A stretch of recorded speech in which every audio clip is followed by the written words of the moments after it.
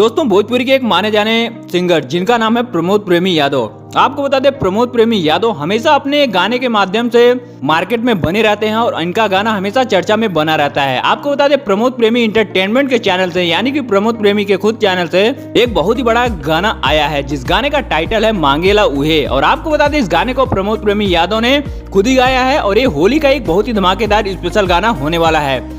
अगर इस गाने के लेखक की बात की जाए तो दीपक देशमुख ने इस गाने को लिखा है और इस गाने की संगीत अभय सिंह ने दिया है जो कि काफी लाजवाब तरीके से इस गाने को एडिट करके बनाया गया है। तो आप लोगों ने अगर अभी तक प्रमोद प्रेमी यादव के इस गाने को नहीं सुना है तो जाके जरूर सुनिएगा।